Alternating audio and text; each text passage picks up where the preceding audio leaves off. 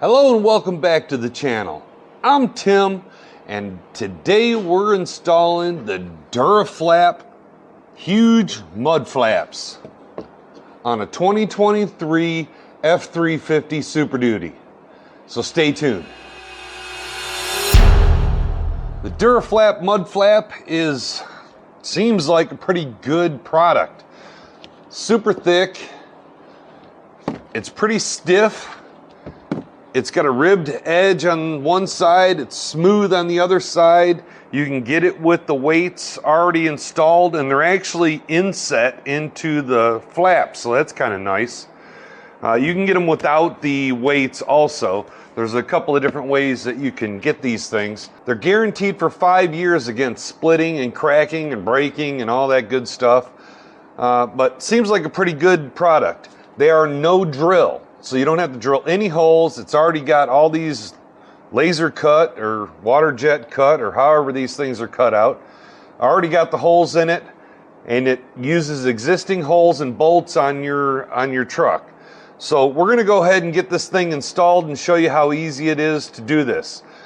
I do have to say one thing though. There is one spot in the instructions that are wrong. It talks about how you have to install this bracket, and there's no way that you can install the bracket the way they tell you to install it, because it hits the inside of the dually flare a little weird. So you have to pull the little clip off, put it on the other side, and flip that bracket around. But I'll show you what I'm talking about in just a little bit. So let's get to the install. All right, so I'm going to do my best to give you enough light so you can see what's going on. The first thing that we have to do is we have to pull these push pins all out. There is actually this 4 push pins, and then there's a little screw here, and then another push pin there. So we have to take those out. So these aren't the regular push pins. These are I call them the nail style. I don't know what you call them. There's a center that you have to get out first. You're going to reuse one of these push pins, but the rest of them you won't be reusing. They have that little center piece there. And I'm just trying to be careful to not mar everything up. Not that you're going to see any of this, but if you don't have one of these push pin tools, then I'll leave a link in the description and you can get one of these. They're not expensive and they're kind of handy. There's also this style that's actually kind of cool. You put it behind there like that, pull up on it, and it pulls it out. And then you put it behind the next one, pull up on it, and it just pushes it out. I'll put this in a link to this in the description also. Then you have to take out this little 6mm, and you're not going to reuse that bolt either. So now once you got that all loose, just put it up out of the way for now. All right, so now you're left with these holes all here. This one you're not going to use for a bolt. You will put a push pin in this later, but not right this second. So you have these little U-clips that have the threads in them. You're going to put one at the top here.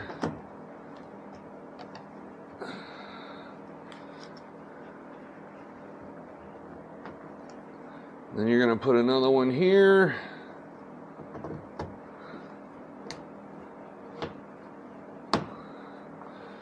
Then you're going to put another one right here.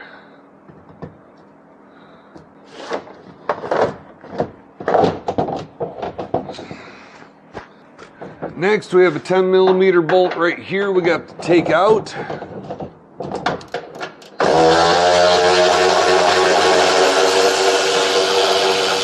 Save that bolt, you're going to reuse it.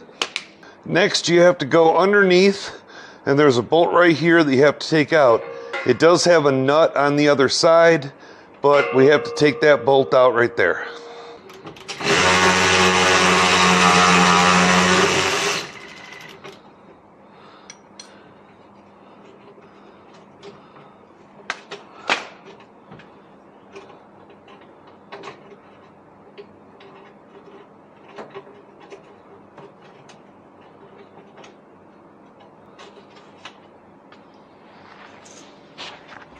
And we're going to put this, they call it a twisted bracket,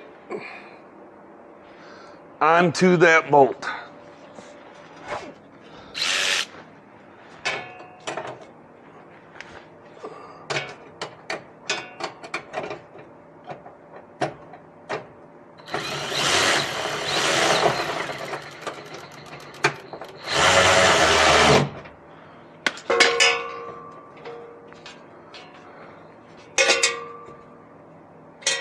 Just snug it up, don't fully tighten it yet.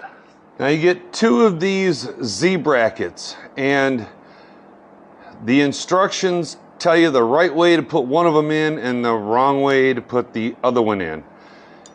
The problem is the second one, when it goes in, it has to go down behind the dually fender there, and this little bend in there makes it so that it can't fit. There's a black piece of plastic in there that it can't fit. And it comes pre-assembled with one of these clips already on that hole. And it's just in the wrong spot. You flip the bracket around and bolt it in and put this clip on this side and it works just fine. So the first Z bracket that we're gonna put in is gonna go into that bolt back here where you took that factory bolt out, and the bent part is where you put your bolt, and then put it into that hole, and snug it. But again, don't tighten it all the way, because you need to be able to move it around, and you're going to tighten everything at the end. So the second Z bracket is going to get assembled like this. You get your 1-inch bolt, and it goes right in this hole here. And then this other end of it goes behind your plastic piece here, just like that. And if you don't do it this way, this piece won't fit back there. It just doesn't fit. So now what you want to do is you want to put a bolt in here to make sure everything stays lined up properly. Just get it started. And then this one is going to get tightened up, and I'm putting red Loctite on all these bolts. Red Loctite. And then you put a flange nut on the back side, and this is a 1-inch bolt with an aluminum washer. And now those are 7/16 bolts, and we're going to go ahead and tighten this one. And then you can take this bolt back out. So now we have all of our brackets and stuff in place. You can put the fender liner back down, and you're going to put a push pin back in position D. So it's A, B, C, D down here, and you put the push pin back in there. So now it's time to start putting the mud flap in. The ribbed side goes toward the tires, the smooth side goes out. I think that should be pretty obvious, but maybe for some of y'all it's not. Get it up. Get the bolt started.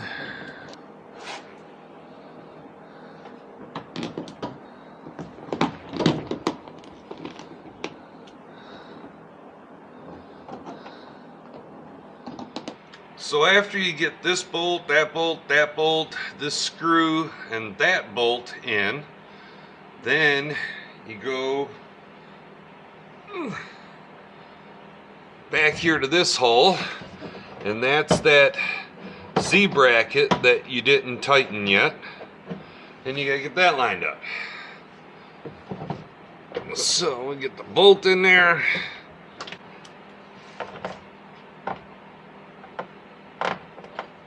And then the last thing you have to do is this Z bracket. You got to get it lined up with that hole. Now the instructions do say that you might have to finish bending that bracket to how you like it. So you just grab it, it's just a piece of aluminum. You just grab it with pliers and bend it how you want it.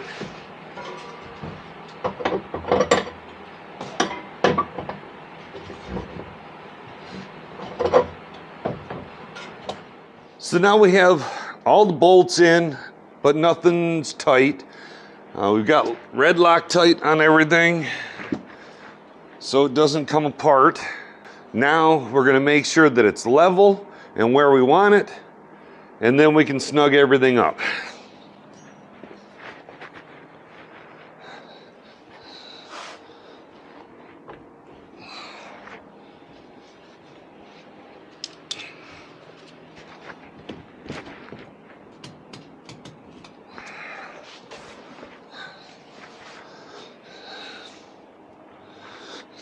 Okay, that looks good.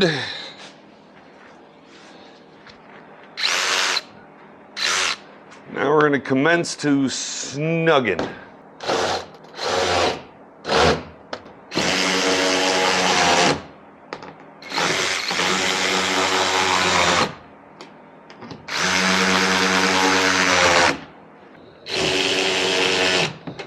And then don't forget to go back underneath and finish tightening that twist bracket that's under there. We left a 10 millimeter a little bit loose. Now we got to go back in and tighten it.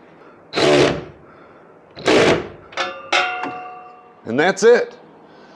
So I think I'll open up the garage door and then take a look at it.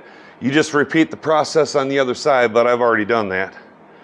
And there's also the little covering here that protects the stainless. These are bolt-in weights, so you can change them out to whatever style you want if you decide that you want something a little bit different at a later date. And that's what they look like. Good coverage for the wheel. They hang pretty low, so that's good too. It'll protect all the trailers that I pull. So that's it, the Duraflap mud flap install. If you want some of these Duraflaps, then you'll have to go to the Duraflap website. I'm not 100% sure that they sell them on Amazon because they are built to order. So if you can get them on Amazon, I'll put a link down in the description to them. But they're super easy to install. And the customer service was pretty good.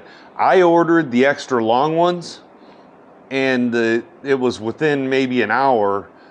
I had a lady call me that wanted to verify that I wanted the extra long ones because they hang down pretty low, and she's like, well, you could drag them on stuff, or you could back into a curb with them, or whatever.